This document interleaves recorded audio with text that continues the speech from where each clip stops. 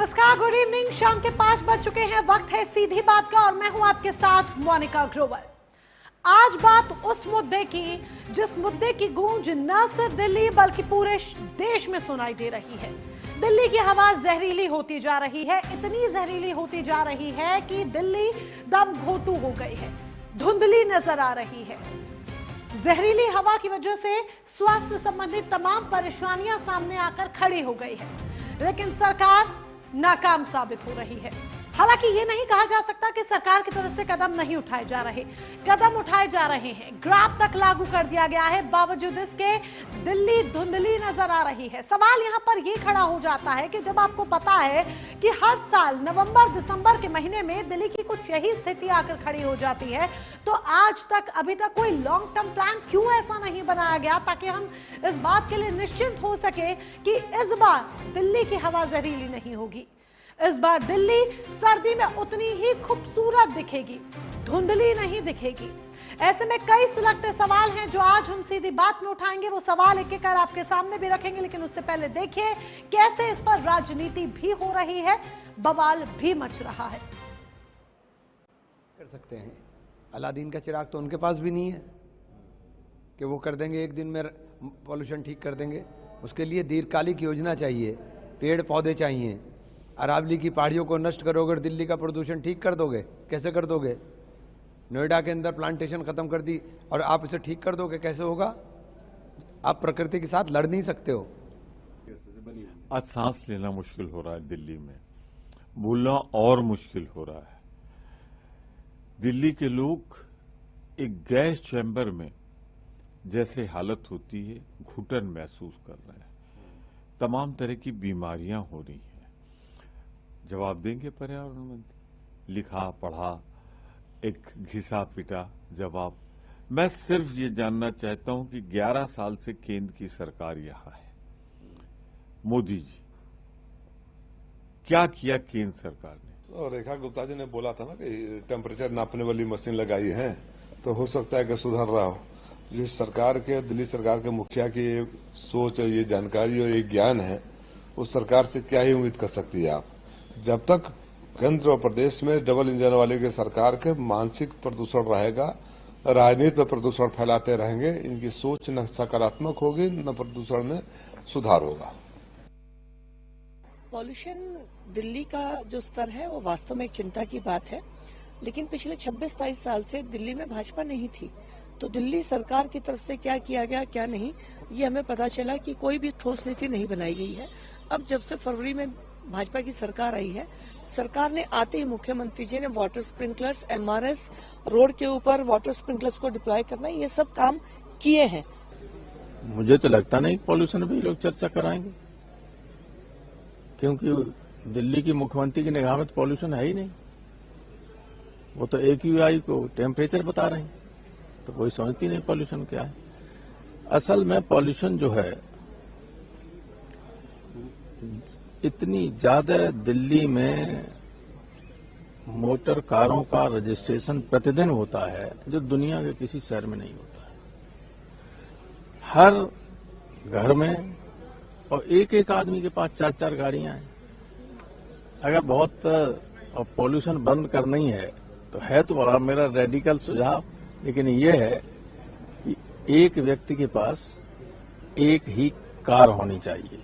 देखिए, भारतीय जनता पार्टी की सरकार पापी सरकार है प्रदूषण के मामले में, क्योंकि ये लोग वादा करके वादा खिलाफी करते हैं और सनातन धर्म में वादा खिलाफी सबसे घनघोर अपराध माना गया है। पापी सरकार है। एक तरफ प्रदूषण को दूर करने के नाम पर सरकार में आई थी और दूसरी तरफ अरावली की पहाड़ियों का खनन का ठेका दे दिया है। 100 मीटर से नीचे की पहाड़ियों पर खनन हो सकता है। खनन होगा, अरावली की पहाड़ियां नष्ट होंगी, प्रदूषण और बढ़ेगा। तो राजनेता राजनीतिक बयानबाजी कर रहे हैं, एक दूसरे को कसूरवार ठहरा रहे हैं, एक दूसरे को कटघरे में खड़ा कर रहे हैं, लेकिन इसके पीछे जिम्मेदार कई फैक्टर्स हैं। लेकिन बावजूद इसके सजा मिलती है तो सिर्फ और सिर्फ दिल्ली की जनता को। स्वास्थ्य संबंधी परेशानियां तोहफे के रूप में या ये कहिए सजा के रूप में झेलती है। और दिल्ली की इस वक्त स्थिति क्या है कहने की, बयां करने की जरूरत नहीं है। ऐसे में कई सुरक्षित सवाल जो आज सीधी बात में हम रखेंगे, एक एक कर आपके वो सामने सवाल हम रखने जा रहे हैं। सबसे पहला और महत्वपूर्ण सवाल, अगर जहरीली हवा की वजह सबको पता है तो 10 साल में स्थायी समाधान क्यों नहीं किया गया? आप कहते हैं फरवरी में सरकार बनी तो पहले से आपने क्यों नहीं कुछ सोचा तुरंत? क्या दिल्ली का प्रदूषण प्रबंधन पूरी तरह से रिएक्टिव सिस्टम बन चुका है? सवाल इसीलिए क्योंकि ग्राफ लागू है। जब स्थिति बहुत खराब होती है तब ग्राफ लागू होता है। पराली, गाड़ियां, निर्माण फैक्ट्रियां, हर कोई दोषी है, लेकिन सजा मिलती है किसको? जनता को, आम जनता को, पब्लिक को। वो सजा भुगतती है।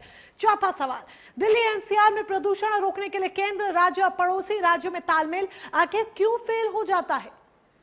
बैलेंस क्यों नहीं बन पाता है? पांचवा सवाल, क्या दिल्ली का प्रदूषण अब सिर्फ पर्यावरण संकट नहीं बल्कि पब्लिक हेल्थ इमरजेंसी बन चुका है? और क्या अगर ऐसा हो चुका है तो सरकार इसे स्वीकार करेगी? सरकार स्वीकार करने के लिए क्या वाकई में रेडी भी है? आपने आम आदमी पार्टी पर कई सवाल दागे, कई इल्जाम लगाए, लगातार कटघरे में खड़ा किया, लेकिन अब बारी आपकी है। जनता ने बहुत उम्मीदों के साथ आपको मौका दिया है, लेकिन जब जनता ने आपको मौका दिया है तो आप क्या कर रहे हैं? जनता को वो आउटपुट, वो रिजल्ट, वो नतीजे नहीं दिख रहे हैं। यही एक बड़ी वजह है कि हर तरफ अगर चर्चा हो रही है तो सिर्फ और सिर्फ प्रदूषण को लेकर चर्चा हो रही है। संसद में भी प्रदूषण को लेकर गूंज सुनाई दे रही है, लेकिन नतीजे के तौर पर सब कुछ बेअसर दिखाई दे रहा है। कई खास मेहमान हमारे साथ जुड़ चुके हैं। आइए एक एक कर उनका परिचय भी आपसे करा देखते हैं। डॉक्टर राजेश झा हमारे साथ भारतीय जनता पार्टी के नेता हैं। रजनीश कौशिक जी आम आदमी पार्टी की तरफ से पक्ष रखने के लिए हमारे साथ हैं। राकेश सिंह परमार जी वरिष्ठ पत्रकार, सीनियर जर्नलिस्ट को आप टीवी स्क्रीन पर देख रहे हैं। इसके साथ ही डॉक्टर सुनील द्विवेदी पर्यावरणविद हमारे साथ जुड़ चुके हैं। आप सभी खास मेहमानों का बहुत बहुत स्वागत है। डॉक्टर राजेश झा, शुरुआत आप ही से। अभी तक आप लोग सिर्फ और सिर्फ इल्जाम लगाते थे, आम आदमी पार्टी को कटघरे में खड़ा करते थे, क्योंकि हर साल प्रदूषण को लेकर यही स्थिति देखने को मिलती थी। लेकिन अब इस बार आप खुद कटघरे में खड़े हैं। जवाब के तौर पर क्या है? जो स्टेप्स लिए गए, जो कदम उठाए गए, वो तो नाकाफी साबित हो रहे हैं ना। स्थिति में तो कोई सुधार दिख ही नहीं रहा। मोनिका जी, देखिए, आपका सवाल बिल्कुल सही है और दिल्ली की स्थिति बिल्कुल ही चिंताजनक है, इसमें दो राय नहीं है। जनता काफी परेशान है, लेकिन यदि आप सीधे सीधे सवाल मुझसे करते हैं तो अच्छा होता कि जरा सवाल आम आदमी पार्टी और कांग्रेस से भी पूछते, जिन्होंने 27 साल इस दिल्ली के जनता के साथ जो अपराध किया है। जिस तरह से उन लोगों ने 27 साल के शीला दीक्षित के शासनकाल से लेके हमारे अरविंद केजरीवाल जी के जो शासनकाल रहा, आज वही लोग सवाल उठा रहे हैं जिन्होंने 27 साल तक सरकार दिल्ली में चलाया। मैं पूछना चाहता हूं कांग्रेस पार्टी के तमाम सांसदों से, मैं पूछना चाहता हूं आम आदमी पार्टी के बड़े बड़े नेताओं से, जो आज बहुत गले फाड़ कर चिल्लाकर पूछ रहे हैं कि सरकार ने क्या किया, सरकार क्या कर रही है, मैं आपको बता रहा हूं। और आपने क्या किया 27 सालों में? किस तरह दिल्ली को आग में झोंकने का काम किया, गैस चैम्बर में झोंकने का काम किया। यदि आपने 27 साल काम किए होते तो आज दिल्ली की ये स्थिति नहीं होती। ये चिंताजनक स्थिति है, लोग को दिल्ली आने में भी डर लगता है। यही एक बड़ी वजह है ना डॉक्टर राजेश जी। सरकार ने, आप सही कह रहे हैं, ठीक है कि 27 साल में क्या हुआ। मैं आ रही हूँ रजनीश जी, आपके पास आऊंगी, जवाब आप ही को देना है, पहले उनसे सवाल जरूरी है। आप कह रहे हैं कि आम आदमी पार्टी ने क्या किया, चलिए 10 साल आम आदमी पार्टी ने क्या किया वो हमने देखा, लेकिन कई ऐसे मुद्दे थे जिस पर जनता आम आदमी पार्टी से खुश नहीं थी, उन्हें वो रिजल्ट नहीं मिल रहे थे, तभी तो नतीजन आपकी सरकार बनी ना। सही है। आप भारतीय जनता पार्टी सत्ता में आई, आपने आम आदमी पार्टी को साइड कर दिया, तो अब जनता की उम्मीदें आपसे है। अब आप भूल जाइए उन्होंने क्या किया क्या नहीं किया। उन्होंने जो किया जनता ने उन्हें उसका रिजल्ट दे दिया। अब बारी आपकी है। मोनिका जी, आपका सवाल बिल्कुल सही है और हम उसी का जवाब दे रहे हैं आपको। हमारी सरकार को बने मुश्किल से अभी 8 से 9 महीने हुए। फरवरी से हमारी सरकार बनी दिल्ली के अंदर, और दिल्ली में जब सरकार बनी तो हमने कामकाज चालू किया। आज जो पिछले 1-1.5 महीने से सर्दियों में जो दिल्ली की हालात होती है, अभी आपने देखा होगा कि कितने सख्त कदम उठाए हैं सरकार ने। दिल्ली सरकार ने बाहर की गाड़ियों को बंद किया, लोगों को जो काम करने वाले लोग होते हैं उनके 50% बोलते हैं सभी काम वर्क फ्रॉम होम होंगे। लगातार 362 गाड़ियां चल रही है जो कि वाटर में पानी का छिड़काव कर रही है, धूल ना उड़े, आग लगने की चीजों पर रुकाई लगाई गई है। लेकिन AQI तब भी 400 के पार है। अब बताइए, इतने कदम आप उठा रहे हैं, फरवरी में आपकी सरकार बनी, इतने कदम आप उठा रहे हैं, फरवरी में आपकी सरकार बनी, तो आपको सबसे पहले पता था कि अभी सरकार बनी है, हमें क्या क्या करना है। हर सरकार अपना 100 दिन का एक लेखा जोखा सबसे पहले रेडी कर लेती है, पूरा प्लान रेडी कर लेती है। नतीजे आपने भी डेफिनेटली किया होगा, भारतीय जनता पार्टी की सरकार ने भी डेफिनेटली किया होगा। तो क्या आपने उसमें यह नहीं सोचा कि हर साल नवंबर दिसंबर के महीने में ऐसी स्थिति आकर उत्पन्न होती है, तो इस बार ऐसी स्थिति आकर उत्पन्न ना हो, AQI 400 पे ना AQI 400 प्लस हमें देखने को ना मिले, तो उसके लिए हम क्या करें? हम आपको ग्राफिक्स दिखा रहे हैं। ITO का AQI पता है आपको आज क्या है? आज का मैं आपको बताती हूँ, 399, 399, एक कम 400 से। अक्षरधाम का आपको पता है कितना है AQI? 394। एक एक कर सारी डिजिट्स हम अपनी टीवी स्क्रीन पर दिखा रहे हैं दिल्ली के हर इलाके की। अब आप बताइए, क्या सर कुछ तो अंतर दिखना चाहिए था ना सर? मोनिका जी, सरकार ना पिछले 4 महीना से लगातार इस कार्य में लगी हुई है, एक एक कार्य को कर रही है। हर सड़कों को दुरुस्त करने का, पानी का जो छिड़काव हो रहा है, धूल ना दूर तक जाए, उसके लिए कार्य कर रही है। आग से रोकने के लिए MCD अलग काम कर रही है, NDMC अलग काम कर रही है। दिल्ली NCR के ऊपर लगातार आज इतने सख्त कदम उठाए गए हैं कि बाहर के गाड़ियों को दिल्ली में प्रवेश रोका गया है, रजिस्ट्रेशन पे रोक लगाई गई है, कंस्ट्रक्शन साइट्स को रोके गए हैं। तो बोलना बहुत आसान है, लेकिन लास्ट ईयर भी हमने देखा था कि कंस्ट्रक्शन साइट्स पर, क्योंकि ये ग्रैप के नियमों में आता है, कंस्ट्रक्शन साइट्स पर रोक लगाई गई है, ये ग्रैप के नियमों में आता है, और ये लास्ट ईयर भी हुआ था। वो भी हमने देखा था जब आम आदमी पार्टी की सरकार थी, उनके में भी हुआ। तो नया कुछ नहीं किया है, पाबंदियां ही हुई है। ये सब गिनाने पे तब फायदा होता राजेश जी जब असर दिखता। अगर 2-4 नंबर्स का भी असर दिखता ना, तब भी मैं कहती कि हाँ भाई कुछ किया है, कुछ हुआ है। जब as it is same digits है तो फिर उसमें हम नहीं कह सकते कि कुछ हुआ है। पानी का छिड़काव, ये वो फलाना ढिमकाना, किसी ने कुछ रिजल्ट नहीं दिखाया है। रजनीश कौशिक जी, आम आदमी पार्टी के प्रवक्ता भी हमारे साथ है। रजनीश कौशिक जी, घड़ी जो कटघरे में आप भी आकर खड़े इसीलिए हो जाते हैं क्योंकि जो उंगली है वो आपकी तरफ, यानी कि आम आदमी पार्टी की तरफ भी आकर उठ रही है कि 10 साल जो किया वो कुछ नहीं किया। यही एक बड़ी वजह है कि भारतीय जनता पार्टी अब स्थिति संभाल ही नहीं पा रही है। पहले आप सत्ता में थे, जवाब देते थे, कदम उठाते थे, कुछ असर नहीं। अब आप सत्ता से बाहर हैं, सवाल उठा रहे हैं, लेकिन उसमें भी देखिए कुछ असर नहीं। रिजल्ट के तौर पर क्या, या फिर सिर्फ राजनीति? जी देखिए, अभी जो बीजेपी के प्रवक्ता हैं वैसे डॉक्टर लिख रहे हैं अपने नाम के साथ, लेकिन इन्होंने पढ़े लिखों वाली एक भी बात करी नहीं है अभी तक। सिर्फ बीजेपी की लिपापोती करने का काम इन्होंने किया है सरकार को बचाने के लिए। ये कह रहे हैं कि हमने ग्रेप 4 लगा दिया, कंस्ट्रक्शन पर बैन लगा दी, फलाना कर दिया, ढिकड़ा कर दिया। ये कोई पोल्यूशन को रोकने के एक सही तरीके नहीं है। कंस्ट्रक्शन पर बैन आप कितने दिन लगा लोगे? मैं ये जानना चाहता हूं, यानी पोल्यूशन को रोकने के लिए, पर्यावरण को शुद्ध बनाने के लिए उन्होंने कितने पेड़ लगाए? ये आम आदमी पार्टी की सरकार पे ठीकरा पड़ रहे हैं। 11 साल आम आदमी पार्टी की सरकार रही दिल्ली में, और हर साल 60 लाख पौधे, ये प्रत्येक साल का बता रहा हूं, किसी साल 58 लाख पौधे, 60 लाख पौधे, 62 लाख पौधे, ऐसे दिल्ली सरकार के पर्यावरण मंत्रालय के अंतर्गत लगाए गए। आवाज आ रही है मेरी आपको? जी जी बिल्कुल आवाज आ रही है। हेलो, हाँ जी आवाज आ रही है, आप बोलिए अपनी बात पूरी। पौधे लगाए गए, और उससे मैं खुद डायरेक्टली जुड़ा रहा हूं, इसलिए मैं ये आपको आंकड़े दे रहा हूं जो कि फैक्ट्स पर आधारित हैं। और दिल्ली सरकार ने पोल्यूशन को कम करने के लिए, अब ये कह रहे हैं ना कि हम सड़कों पर पोल्यूशन को कम करने के लिए पानी की छिड़काव करने वाली गाड़ियां घूम रही हैं। एक भी गाड़ी कोई दिखा दे ना कहीं कि यहाँ गाड़ी घूम रही है, तो मैं राजनीति छोड़ दूंगा। ये बेकार की बातें करते कुछ नहीं है, सिर्फ इनका एक ही वो है। अभी देखिए दिल्ली में MCD में बीजेपी, दिल्ली सरकार बीजेपी, मोदी जी 11 साल से केंद्र सरकार में बैठे हुए हैं। अब इन्हें क्या चाहिए? उसके बावजूद भी ये बहाना किससे लगा रहे हैं? केजरीवाल ने ये कर दिया, केजरीवाल ने वो कर दिया।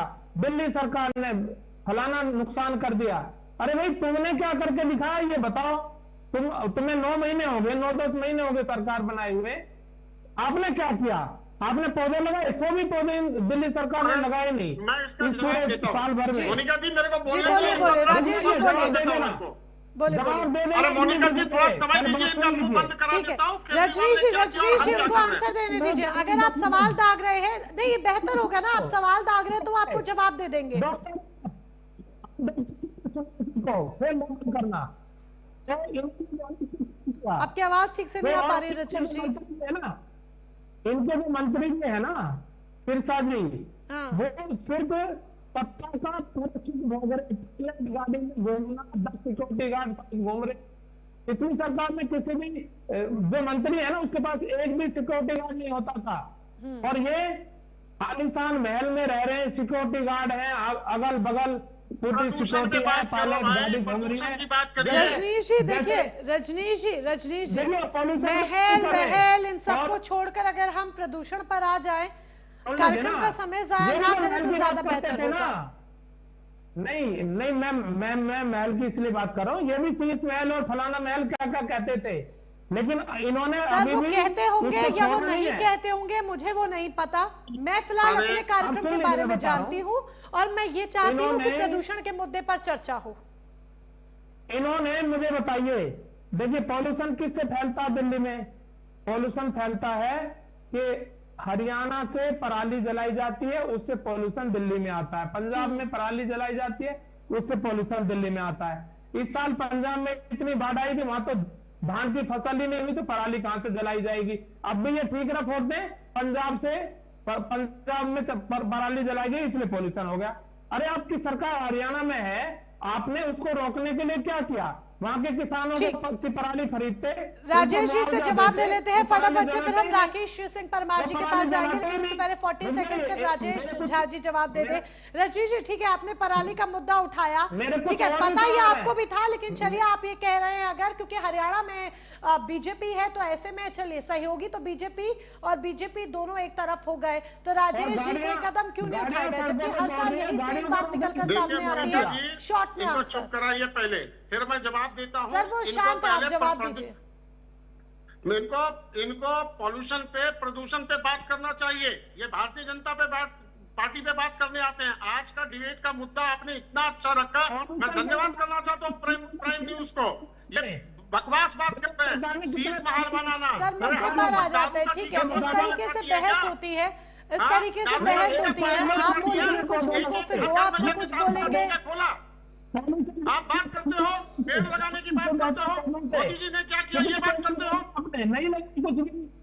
ठीक है, घर ने खोला 10,000 करोड़ से ऊपर के इनके करप्शन है दिल्ली के अंदर। ये प्रदूषण की बात करेंगे, इनको तो अपनी सरकार बचाने के लिए केजरीवाल सारे मंत्री इनके जेल के अंदर में रहे और ये बात कर रहे हैं, प्रदूषण की बात कर रहे हैं, ये बात करेंगे। सर देखिए अगर मुद्दे पर आ जाए आप दोनों, मैं आपसे रिक्वेस्ट करूंगी अगर आप दोनों मुद्दे पर आ जाएंगे तो ज्यादा बेहतर होगा। चलिए मुद्दे पर शायद आप अभी आना नहीं चाहते हैं, ठीक है मैं आगे बढ़ती हूँ। आप मुद्दे पर अभी आना नहीं चाहते, मैं मुद्दे से भटकाना नहीं चाहती हूँ। आगे बढ़ेंगे। राकेश सिंह परमार जी सवाल आपसे है, सालों से आप दिल्ली की स्थिति देखते आ रहे हैं, आपकी आंखों के सामने दिल्ली है और हर साल हम देखते हैं कि दिल्ली की हवा कैसे समय के साथ और भी ज्यादा खतरनाक और भी ज्यादा जहरीली होती जा रही है। आम जनमानस ऐसे में जाए तो जाए कहां? क्यों कोई लॉन्ग टर्म प्लान अभी तक नहीं बन पा रहा है? कोई ऐसे कदम नहीं उठाए जा रहे हैं जिसके रिजल्ट्स देखने को मिले और हम कहें कि हाँ भाई ये कदम उठाया गया, अब अगले साल ये नहीं होगा। मोनिका, आपको और आपके सभी पंचों के साथ आपके दर्शकों को भी मेरा प्रणाम। असल में क्या है कि देश के राजनीतिक दलों को प्रदूषण से वोट नहीं मिलता है और यहाँ वोट के लिए फ्री में राशन, फ्री में बिजली, फ्री में वो सब दिया जा रहा है, सरकार उससे बन रही है। पॉल्यूशन से मान लीजिए कि 140-50 करोड़ की जनसंख्या में 100, 200, 500 हजार आदमी मर जाएंगे, 10-20 लाख को कैंसर, हार्ट डिजीज और लंग्स सड़ भी जाएगा, तो क्या फर्क पड़ता है? फ्री का आटा तो दे ही रहे हैं। तो वो यह सरकार है फ्री की आटा, फ्री की डाटा पर चला रही है। कोई भी देश की जरूरी मुद्दा उनके लिए जरूरी है नहीं, क्योंकि वो पॉपुलर नहीं है। और बड़ा अनफॉर्चुनेट है कि हमारे नेतागण उन्हीं मुद्दे पर चर्चा करते हैं जो वोट पुलिंग हो। अभी कोई बाबा साहब के अपमान में कोई बात कर दे, सारा एक हो जाएंगे। अभी कोई मुसलमान पर कोई चर्चा कर दे, सारा उसी तरह से आकर्षण प्रदूषण पर क्यों नहीं है? क्योंकि इससे वोट नहीं मिल रहा है। अब हम जरा सुझाव की बात करते हैं। देखिए, कोई भी सरकार, मैं दिल्ली में 85 से रह रहा हूँ, 85 से लेकर के 2025 का फर्क मुझे दिख रहा है। पहली तो आबादी के रूप में, पहले हम लोग खड़ा रहते थे, 1 घंटा बाद कोई बस आती थी। अब तो सड़क पार करने के लिए आपको सोचना पड़ेगा कि कब पार करें।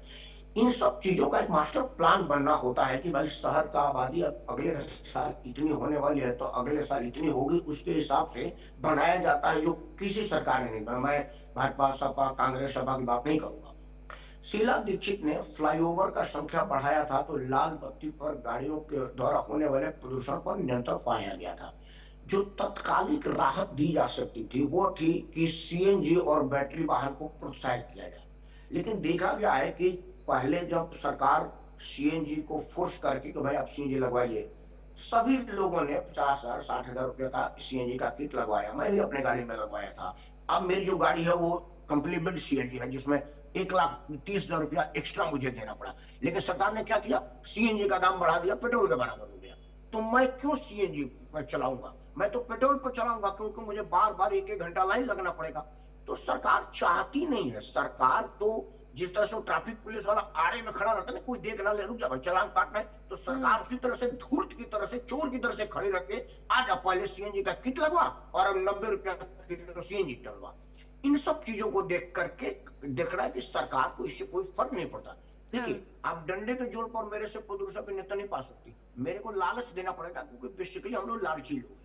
हमें लालच के द्वारा ही चलना पड़ता है। मुझे कहने में बिल्कुल शर्म नहीं है, मैं अपने लिए कर रहा हूँ, बाकी लोग नहीं होंगे तो नहीं होंगे। मैं लालची आदमी हूँ, क्योंकि मैं 5 किलो राशन पर वोट देता हूँ, 200 यूनिट फ्री बिजली पर वोट देता हूँ। चाहे चोर हो, 200 यूनिट फ्री दिया है, मैं उसको वोट दे दूंगा। शराब का दुकान खोल दे, हमें कोई फर्क नहीं पड़ता, मेरे को 200 यूनिट दिया था नहीं। इन सब चीजों के लिए अवेयरनेस बढ़ाया जाएगा। आज दिल्ली में फुटपाथ आपको कहीं दिख रहा है? फुटपाथ पर कहीं आपको डाली और नाली दिख रही है? वहां तो जो जहां का विधायक और पार्षद है उसके अपने ठेके चले हुए हैं। फल वाले, सब्जी वाले, ये सब वहां पर बेच रहे हैं और स्थानीय नेताओं को पैसा देते हैं और वो ऊपर तक जाता है। कहीं कोई हरियाली नहीं है। दिल्ली के डिवाइडर पर कहीं कोई पेड़ आपको दिख रहा है? कोई छोटी मोटी होगी, उसमें पानी का ठेका है और ठेका वाला बेईमानी करता है। बारिश में पानी चले जाती है, नहीं तो नहीं होता है। मतलब लॉन्ग टर्म नहीं। दूसरी क्या है, कंस्ट्रक्शन। जब आबादी बढ़ेगी तो कंस्ट्रक्शन बढ़ेगा। आपने बनाया, मेरे को जरा बढ़िया से विस्तार देते। सार्वजनिक वाहन का उपयोग, अब तो दिल्ली में डीटीसी की बस तो कहीं कहीं दिख रही है, नहीं तो कहीं बस ही नहीं है। तो जब आप सार्वजनिक परिवहन का व्यवस्था नहीं देंगे तो मैं अपनी गाड़ी छोड़ के कैसे चलूंगा? मैं तो, मुझे तो कहीं जाना तो गाड़ी का इस्तेमाल करना पड़ेगा ना, क्योंकि आपका जो ट्रैफिक व्यवस्था है वो बिल्कुल नगण्य है, बेकार है, कहीं नहीं है।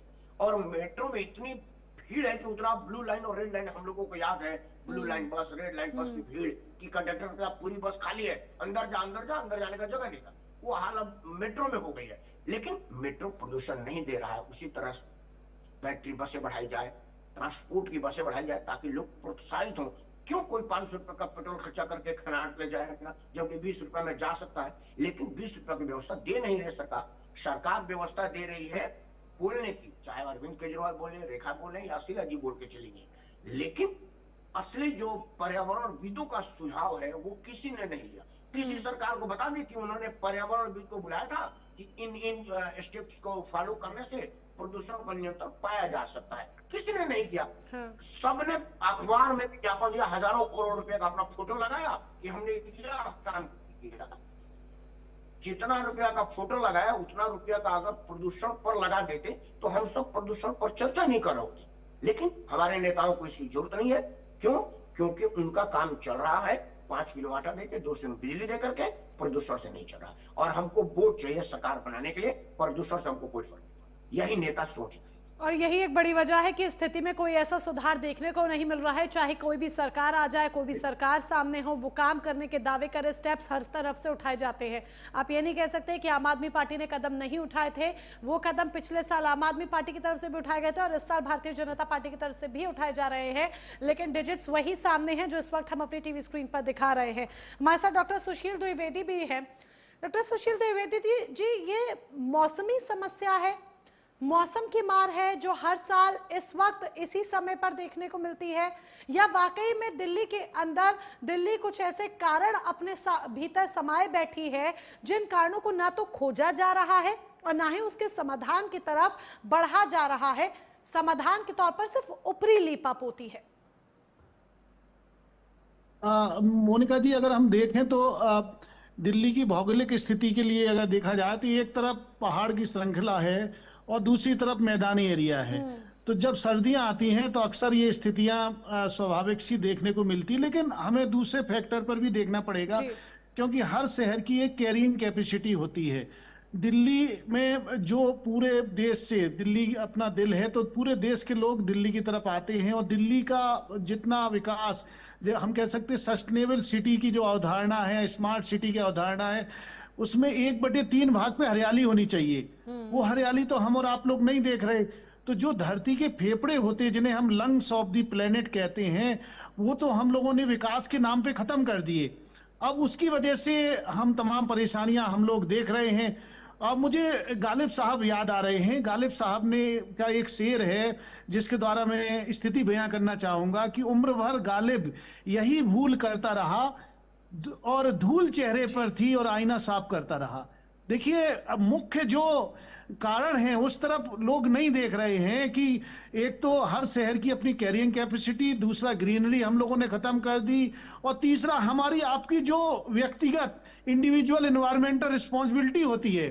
मेरी आपकी इंडिविजुअल एनवायरमेंटल रिस्पॉन्सिबिलिटी है कि मैं धरती को, प्लेनेट को बचाने के लिए, दिल्ली को बचाने के लिए अपने तरफ से क्या अच्छे काम कर सकता।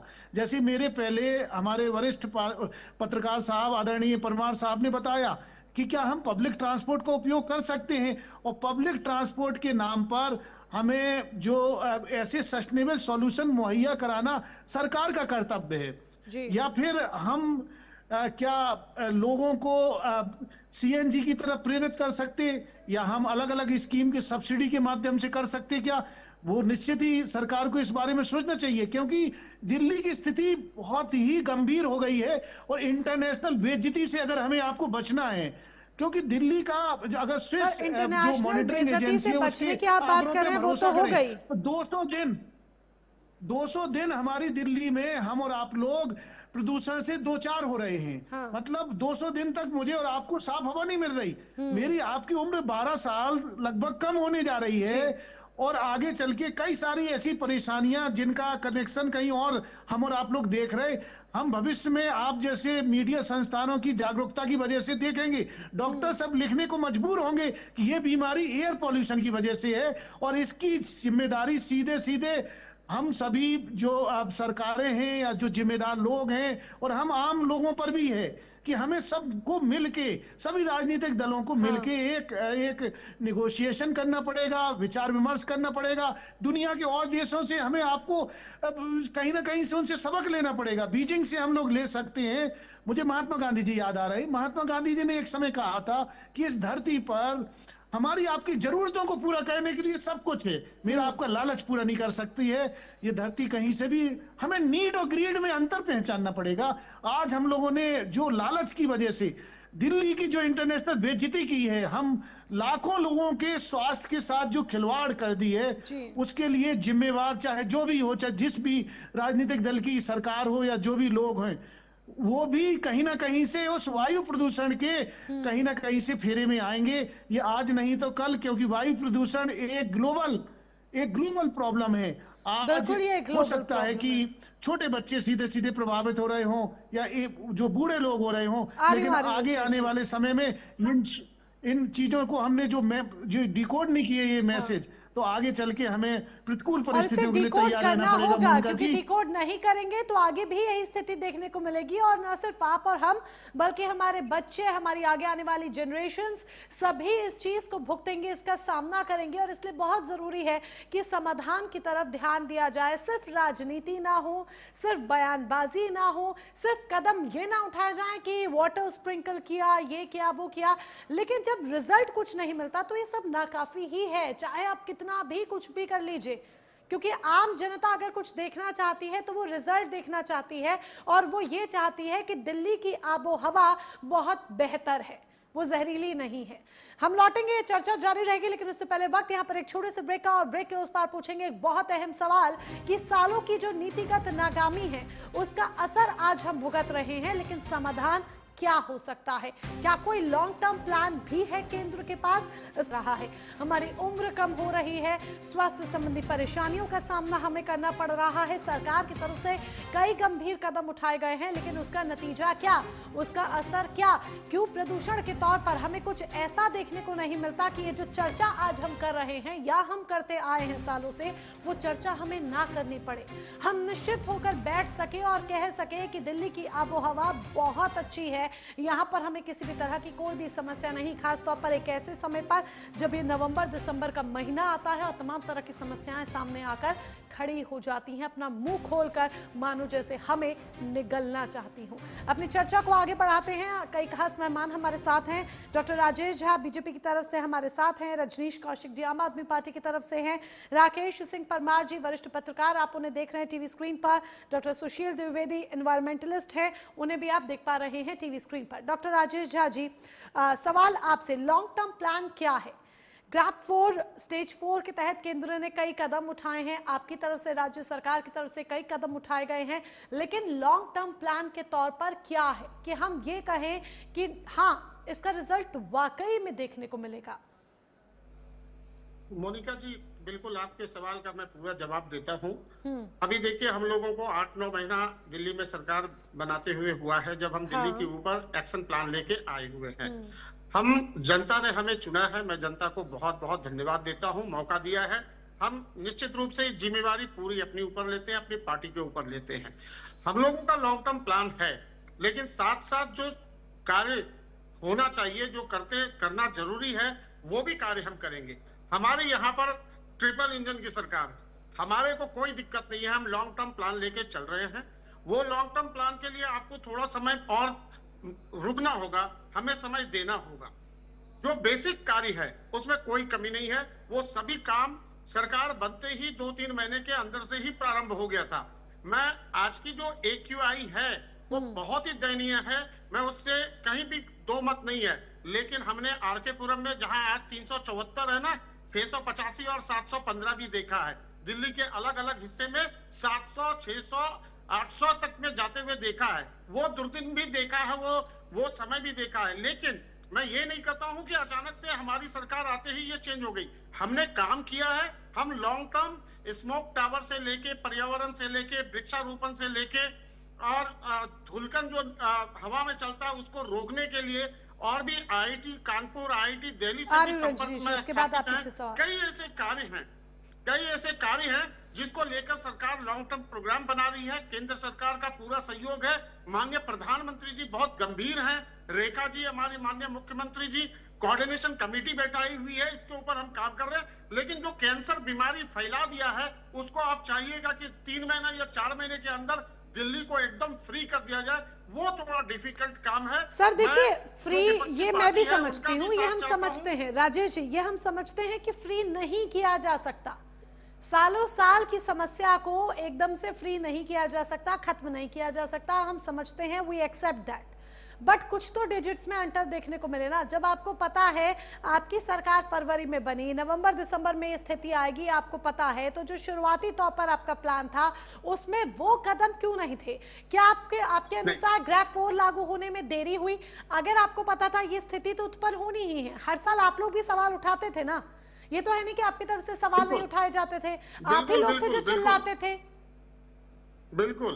तो देखिए मोनिका जी, क्या है, आप इस चीज की गंभीरता को देखिए कि उन तमाम कदम को उठाया गया है। आपने देखा कि पहले आते ही साथ जमुना के सफाई के ऊपर, इस बार जमुना पे काम किया गया, ऐसा नहीं है, लेकिन जमुना सफाई का भी कार्य किया गया, प्रदूषण के ऊपर भी काम किया गया, और जो बहुत सारा जरूरत एक्शन लेना था, पूरी एक्शन में है। हमारी जो एक लोग हैं वो मंत्रिमंडल में, दिल्ली सरकार के अंदर सभी दिन रात इसके ऊपर काम कर रहे हैं, और आने वाले समय में इसको बहुत बड़ा परिवर्तन, अभी थोड़ा दिखा है, 20-25% आपका कम हुआ है, लेकिन यह आने वाला समय में आपको निश्चित रूप से एक बदलाव दिखेगा। जनता का भरोसा केंद्र सरकार पे भी है और दिल्ली सरकार पे है। हम एक निश्चित रूप से एक अच्छे स्थिति में आने वाले। आपने भरोसा यहाँ पर दिलाया है, लेकिन देखना होगा ये भरोसा जो आप दिला रहे हैं वो असरदार होगा या नहीं होगा। मैं लौटूंगी आपके पास। रजनीश जी, जो बातें कही जा रही हैं, जो कदम उठाए जा रहे हैं, क्या आपके अनुसार वो काफी हैं? बिल्कुल भी काफी नहीं है। सबसे पहले तो ये कह रहे हैं कि हमारे मुख्यमंत्री जी प्रदूषण, बढ़ते हुए प्रदूषण के प्रति सजग हैं, जागरूक हैं। मैं पूछना चाहता हूँ, इनकी मुख्यमंत्री को ये भी नहीं पता AQI होता क्या है? कभी तो वो QI बोलती है, कभी AQ बोलती है, कभी केजरीवाल को भी कुछ नहीं आता। केजरीवाल दारू बेचने के सिवा, चोरी करने के सिवा, झूठ बोलने के सिवा केजरीवाल को। राजेश जी, आपको काउंटर का मौका दिया जाएगा, उनको बोलने दीजिए। ये मैं अभी अपनी उद्बोधन, आप इससे बड़ी बात क्या लेंगे? सुनील जी ने कहा कि इंटरनेशनल बेइज्जती होगी, मैंने उनको सीधे कहा बेइज्जती तो हो गई। मेसी दिल्ली आते हैं और लोग AQI चिल्लाना शुरू कर देते हैं। समाधान की बात कर रहा हूँ। ये सीधा ये आता है डिग्री के ऊपर। सारे चोर को भर्ती, अब झूठे आदमी को भर्ती करके रखे हो। सुन पा रहे हैं रजनीश जी? जी सुन रहे हैं हम आपको। रजनीश जी बोलिए। क्या लहजा है आपको बात करने का? राजेश जी रुकिए, राजेश जी रुक जाइए, hold on please, hold on. Rajneesh ji बात पूरी कीजिए। चीज के है ये, उसके तो डॉक्टर है नहीं। देखिए इंजीनियर है, ये जानकारी जब तक नहीं है तो रजनीश जी क्या करेगा? पर्सनल अटैक्स मत कीजिए ना रजनीश जी। डिबेट से मुद्दे से भटकते हैं, गलत बात होती है। नहीं, मैं पर्सनल अटैक, आप पर्सनल अटैक्स मत कीजिए रजनीश जी, प्लीज टॉपिक पर आइए, मुद्दे पर आइए। प्रदूषण की बात कीजिए, समस्या की बात कीजिए, समाधान की बात कीजिए, लेकिन पर्सनल अटैक्स मत कीजिए किसी की भी एजुकेशन पर, किसी के भी नाम पर, किसी भी पर्सनालिटी पर। प्लीज इस पर कमेंट्स नहीं कीजिए, अपनी बात पूरी करें। हाँ, इन्होंने एक भी एक्यूरेट कोई फिगर नहीं दिया कि हमने कितने पेड़ लगाए। दूसरा मैं इनसे क्वेश्चन कर रहा हूँ कि जैसे अभी ये कह रहे कि हमने यमुना को शुद्ध कर दिया। अभी छठ पूजा जब हुई थी तो उस छठ पूजा में इन्होंने जो केमिकल होता ना, केमिकल डालकर झागों को दूर किया था। यमुना को कोई पॉल्यूशन, यमुना का जो पॉल्यूशन इन्होंने कोई खत्म नहीं किया। यमुना का पॉल्यूशन खत्म कैसे होगा? इनसे मैं जानना चाहता हूँ, 9 महीने हो गए, कितने नए STP प्लांट इन्होंने शुरू किए यमुना में गिरने वाले जो गंदे नाले। रजनीश जी सुन पा रहे हैं? रजनीश जी की बात, हम आवाज सही तरीके से हम तक नहीं पहुंच पा रहे हैं, शायद कनेक्शन में किसी तरह का एरर है। हम लौटेंगे, रजनीश जी की बात पूरी सुनेंगे और उन्हें उनकी बात रखने का मौका दिया जाएगा। राकेश सिंह परमार जी का रुख कर लेते हैं। राकेश जी सुन पा रहे हैं आप मुझे? राकेश सिंह परमार जी भी अभी नहीं सुन पा रहे हैं, शायद में भी सम टेक्निकल प्रॉब्लम और technical issue. Doctor Sushil ji आप सुन पा रहे हैं? ओके जी। डॉक्टर सुशील जी, डॉक्टर सुशील, सवाल ये कि स्टेप्स लिए जा रहे हैं, मेजर्स लिए जा रहे हैं, ठीक है, कदम तमाम तरह के उठाए जा रहे हैं, लेकिन क्या कोई स्केल ऐसा है जिससे ये मापा जा सके कि जो कदम उठाए जा रहे हैं वो सही है भी या नहीं, वो सटीक है भी या नहीं, उनका रिजल्ट देखने को मिल भी रहा है या नहीं? या फिर अगर ग्राफ 4 अभी लागू किया गया, क्या आपको लगता है कि लागू करने में देरी हुई, समय रहते लागू कर देते तो शायद स्थिति और नहीं बिगड़ती? देखिए मोनिका जी, हर चीज की एक सीमा है। अगर ग्रैप 4 लागू करते हैं तो आपको भी पता है कि इसमें बहुत सारी औद्योगिक गतिविधियां रोक दी जाती हैं, अर्थात हजारों लाखों जो उन फैक्ट्री से जुड़े हुए लोग हैं, उन उत्पादों से जुड़े हुए लोग हैं, उन इंडस्ट्री से जुड़े हुए लोग हैं, तो वो कहीं ना कहीं से घर बैठ जाते, बेरोजगार हो जाते। तो सरकार की कुछ अपनी सीमाएं थी जिसकी वजह से उन्होंने इंतजार किया कि शायद पर्यावरणीय परिस्थितियां ऐसी पैदा हों कि बारिश हो जाए, और कोशिश भी की गई आर्टिफिशियल रेन की, स्वदेशी आर्टिफिशियल रेन की कोशिश की गई, लेकिन दुर्भाग्य से वो प्रयोग सफल नहीं रहा। और भविष्य में हम भारत के स्वदेशी वैज्ञानिकों के द्वारा निश्चित ही पर्यावरण के फौरी निजात के लिए, अगर तुरंत हमें समस्या का समाधान चाहिए तो देखिए आर्टिफिशियल रेन या नेचुरल रेन ही के द्वारा तुरंत ही जो पार्टिकुलेट मैटर जो हवा में बढ़े हुए हैं उनसे हमें छुटकारा मिल सकता है। बाकी जैसे अभी बहुत सारे रिस्ट्रिक्शन लगाए गए, उन रिस्ट्रिक्शन का अब आने वाले समय में कुछ दिनों बाद हमें और आपको असर देखने को मिलेगा। लेकिन घूम फिर की बात वहीं फिर पहुंचती है कि आखिर देश की राजधानी के ऊपर कितने लोगों का दबाव है, मतलब कितने लाखों लोग जब वहां पर दिल्ली में रह रहे, एक जगह से दूसरी जगह जा रहे, कितने लोग पब्लिक ट्रांसपोर्ट जैसे जो ग्रीन हम कह सकते हैं कि फ्यूल वाले वाहनों का उपयोग कर रहे हैं, चाहे वो सीएनजी हो सकता या हाइड्रोजन भी एक विकल्प है ग्रीन हाइड्रोजन के रूप में, या फिर जैसा कि शीला दीक्षित जी के समय में मेट्रो और फ्लाईओवर का एक पूरा जाल दिल्ली में बिछाया गया, और भी आगे आने वाले समय में, क्योंकि बढ़ती हुई जनसंख्या के लिए हमें और आपको इस तरफ सोचना पड़ेगा। दूसरा, हमें आपके अपने स्वभाव में बदलाव लाना पड़ेगा। मतलब हम एक जगह से अगर थोड़े कम दूरी की सफर करते हैं तो पैदल या साइकिल के द्वारा जा सकते क्या, या सरकार ने क्या इस प्रकार के इंतजाम किए क्या, सरकार ने क्या फुटपाथ या साइकिल के चलने वाले यात्रियों के लिए क्या इस प्रकार की सुविधाएं दी क्या? तो ये स्थिति पे हमें विचार करना पड़ेगा। और आज के दौर में अगर हम देख रहे हैं तो हमें आपको शायद ये विचार, ये जो उपाय हैं पूरे दिखाई नहीं दे रहे हैं। हाँ। और दूसरी तरफ हम कह रहे हैं कि भाई हमें विकास चाहिए, विकास चाहिए, लेकिन विकास कैसा चाहिए? क्या हमें विनाश की कीमत पर विकास चाहिए, या आने वाले नौनिहालों के जीवन को दांव पे लगाकर, या छोटे छोटे नौनिहालों के जीवन को दांव पे लगाकर, या बूढ़े लोग जिनको कहीं ना कहीं से वो इम्यूनो कम्प्रोमाइज्ड हैं, क्या उनके जीवन को दांव पे लगाकर, या मेरी आपकी आंखों से आंसू अभी आ रहे हैं, घर के अंदर बैठे हुए हैं, बाहर से भी जो पॉल्यूशन है वो घर के अंदर भी कहीं ना कहीं से आ रहा है, तो मेरी आंखों में जलन हो रहा है, मुझे आपको सांस लेने में तकलीफ है। तो क्या हर व्यक्ति के स्वास्थ्य के साथ खेल के हमें ऐसा विकास चाहिए? हमें और आपको सोचना पड़ेगा और अपनी पुरानी रवायतों की तरफ जाना पड़ेगा, जब हम प्रकृति हितैषी थे, मतलब नेचर के साथ हमारा अपना एक अच्छा रिश्ता था, बना के रखते थे। और हर व्यक्ति को इस बारे में सोचना पड़ेगा कि भारत देश एक ऐसा देश रहा जहां प्रकृति की पूजा होती रही, और वही देश में अब ये पैराडॉक्सियल बिहेवियर, विरोधाभासी स्वभाव हम और आप लोग देख रहे हैं। ये बहुत ही चिंतनीय है। और अगर हमने आने वाले समय में अपनी संस्कृति से सबक नहीं लिया, अपने तीज त्योहारों रवायतों से सबक नहीं लिया, तो निश्चित ही भविष्य में जैसे कि आज हम इंटरनेशनली नंबर 1 पर हैं पॉल्यूशन में, और हमें और आपको बहुत कष्ट हो रहा है कि हमें किन्हीं और चीजों में नंबर 1 होना चाहिए था, लेकिन दुर्भाग्य से हम पर्यावरण प्रदूषण के मामले में दुनिया के जो टॉप देश थे उनमें हमारे देश की राजधानी का नाम आ रहा है। ये हर व्यक्ति को सोचना है, और ये अकेले सरकार से संभव नहीं होगा। ये सभी राजनीतिक दलों को, सभी लोगों को एक साथ बैठना पड़ेगा।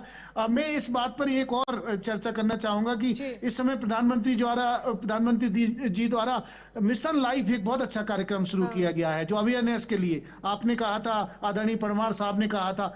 तो इसके द्वारा स्कूल कॉलेज के बच्चे और आम लोगों को भी जागरूक किया जा रहा है कि वो ऐसी जीवनचर्या अपनाएं जो प्रकृति हितैषी हो, जिसकी वजह से प्रकृति पर कम से कम दबाव पड़े और प्रकृति के संसाधनों पर प्रतिकूल असर ना पड़े। बहुत सही बात आपने यहाँ पर कही है सुशील जी कि आम आदमी की भी भूमिका उतनी ही बनती है, क्योंकि प्रकृति हितैषी हमें बनना होगा।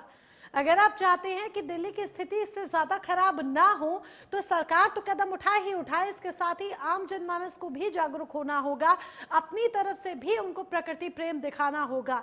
जिस तरीके से आप रहते हैं वो अपनी दिनचर्या, अपनी लाइफस्टाइल, अपनी जीवन शैली वो आपको बदलनी होगी।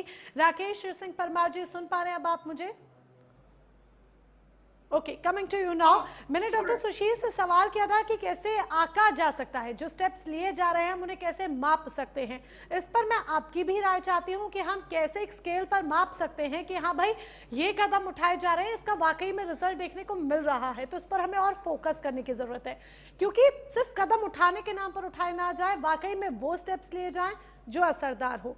एंड सेकेंड, ये फाइनेंशियल जो प्रेशर एक तरह से राज्य पर आएगा या अन्य चीजों पर आएगा, उसे कैसे झेला जाएगा? क्योंकि जो नियम लागू हुए उसमें जो ट्रक है, लोडेड वाहन है, इन सब की एंट्रीज ये सब भी बैन कर दिया गया है, कई फैक्ट्रियों में काम बंद कर दिया गया है। तो ये सब भी एक फाइनेंशियल प्रेशर डेफिनेटली आएगा, इसको कैसे वहन किया जाएगा? देखिए सरकार वो करिए कि अगर आपको दिन से परेशानी नहीं हो तो आंख बंद कर लिए तो अंधेरा हो गया। वो सरकार आंख बंद की है, इससे मतलब नहीं है कि बाहर में दिन नहीं है, दिन बाहर में है, आपने आंख बंद किया इसलिए अंधेरा छाया हुआ है। ये जो फौरी जो भी ले रहे हैं वो सब आर्थिक नुकसान के लिए हो रहा है। मान लीजिए ग्रैब 4 लागू हो गया, भारत स्टेट 5 के नीचे और मेरी गाड़ी है और मुझे इमरजेंसी में जाना पड़ेगा, पुलिस वाले बुला दे चलान कटवा ले, यह नहीं होगा। देखिए क्या है, 2-3 सुझाव तो मैं, हालांकि मैं पर्यावरणविद नहीं हूँ, जो सामाजिक आदमी हूँ, जो समाज में समझ है। जैसे कुछ दिन पहले ये जो दिल्ली में इंडस्ट्रियल एरिया थी उसमें 3 फेस कनेक्शन को शीला दीक्षित के जमाने में बैन किया गया था। तो इन इंडस्ट्रियल को ना बवाना अगर में दूर भेजा गया था, तब बवाना थोड़ा सा दूर लग रहा था। तो सबसे पहले पर्यावरण देखे कि पोल्यूशन के कारण क्या। देखिए पराली 2% होती है, पराली चूंकि राजनीतिक मुद्दा है। केजरीवाल दिल्ली में था और हरियाणा पंजाब में उसकी सरकार नहीं थी, तो पर्यावरण प्रदूषण का 2 ही आदमी जिम्मेदार था, पंजाब और हरियाणा। अब चूंकि पंजाब में वहां की सरकार आ गई तो भाई साहब ने बोला ना कि वहां बाढ़ में तो धाने वो आ गया तो नुकसान नहीं हुआ। यह राजनीतिक बयानबाजी है। प्रदूषण पराली से सिर्फ 2% होता है। पहले जान लीजिए कि पराली बहुत जिम्मेवार नहीं है, जिम्मेवार है दिल्ली और दिल्ली के लोग। देखिए कहीं भी अब चूंकि क्या है कि दिल्ली की फिक्स जमीन है ना भाई, और आबादी रोज बढ़ रही है, तो इसको कैसे कम किया जाए। कुछ चीजें जो बगैर दिल्ली की रह सकती है, जैसे औद्योगिक घराना, इसको आप हरियाणा और दूर जगह लेके जाइए, उनको प्लाटिंग करिए, वहां पर ले जाकर के बसाइए, तो वहां के काम करने वाले मजदूर वहां चले जाएंगे, तो वो एक कमी होगी। दूसरा क्या है कि जब आबादी बढ़ेगी तो कंस्ट्रक्शन बढ़ेगा, आखिर मुझे रहने के लिए घर चाहिए ना भाई। अब तो सरकार भी प्रधानमंत्री आवास योजना का तो आवास दे रही है, तो वो तभी होगा जब आप मुझे मजबूर करेंगे दिल्ली से स्वतः जाने का, भगाने का नहीं। भगाना और स्वतः जाने में बड़ा अंतर होता है। स्वतः जाने पर मैं अगर किसी फैक्ट्री में काम करता हूं तो मेरी फैक्ट्री यहाँ से 30 किलोमीटर दूर चली जाए, आप ग्रेटर नोएडा के आगे जाइएगा तो लखनऊ और मथुरा तक बीच में खाली है, कुछ नहीं हुआ। क्या वहां पर उन जगहों को जाके बसाया जा सकता है? क्योंकि देखिए अब सोनीपत पानीपत तक कॉलोनी चलेगी, लोग वहां जा रहे हैं ना भाई रहने के लिए, चूंकि यहाँ जगह ही नहीं है। पूरा मानेसर के अरावली में पूरा फ्लैट हो गया है। हाँ। तो वहां के अरावली की पर्वत कटी ना, तो यही सब चीजें मैं तो एक मोटा मोटी बता रहा हूं, यह एक मास्टर प्लान पर्यावरणविद बताए, राकेश परमार के बताने से, क्योंकि राकेश परमार तो अनुमानित बात बता रहा है। जेन्युइन उसका इफेक्ट क्या होगा यह पर्यावरण विशेषज्ञ बताएगा कि ये स्टेप लिए जाएंगे तब जाके होगा। और जो राजनीतिक दल आधी ही शीला दीक्षित कर सकते हैं। देखिए भाजपा अभी 3 चरण पे है, दिल्ली की पुलिस भाजपा के पास है, दिल्ली के नगर निगम भाजपा के पास है। अगर कल भाजपा मेरे फुटपाथ से सब्जी बेचने वाले को हटा दे तो सबसे पहले मैं विरोध करूंगा कि अडानी को सब्जी देने के लिए गरीबों को हटाया जा रहा है, एक तो पहले इस पर रोक लगे। ये सब्जी वाले, ठेले वाले, खुमचे वाले सबसे ज्यादा बदमाशी करते हैं। मेन सड़क पर खड़ा करके बेचेगा और पीछे अपना गोदाम बनाएगा और आपकी गाड़ी निकल नहीं पाएगी, तो वहां पर जाम लगेगा, धुआं बढ़ेगा। लेकिन अगर कोई उसको हटाए तो जो अभी विपक्ष में है वो वहां पर आके चिल्लाने लगेगा। इस देश में इस बात के लिए झंझट हो रहा है। छोटे पॉइंटर्स हैं लेकिन बहुत ध्यान देने वाले पॉइंटर्स हैं जो आप यहाँ पर बता रहे हैं। इन हर एक बात का ध्यान रखने की जरूरत है कि जाम क्यों लगता है, जाम लगता है जिस वजह से प्रदूषण होता है, इन सब बातों का ध्यान रखना होगा। समय की यहाँ पर थोड़ी सी कमी है। आप सभी खास मेहमान हमारे साथ जुड़े, इस चर्चा में शामिल हुए, उसके लिए बहुत बहुत धन्यवाद आपका। कदम तमाम उठाए जा रहे हैं लेकिन फिलहाल उनका असर देखने को नहीं मिल रहा है। सरकार कह रही है भरोसा कीजिए, हम अभी सत्ता में आए हैं, थोड़ा सा समय दीजिए, समस्या को खत्म नहीं किया जा सकता एकदम से, लेकिन हाँ जल्द ही सुधार देखने को मिलेगा। फिलहाल जनता के पास भरोसे के अलावा, समय देने के अलावा और कोई चारा नजर आ भी नहीं रहा है। लेकिन इस बीच जिम्मेदारी आपकी भी बनती है।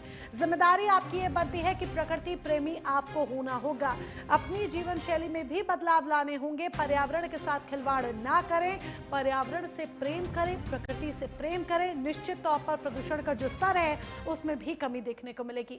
आज सीधी बात में मेरे साथ बस इतना ही। शाम 8 बजे जुड़ना ना भूले, देखना ना भूले बियॉन्ड हेडलाइंस।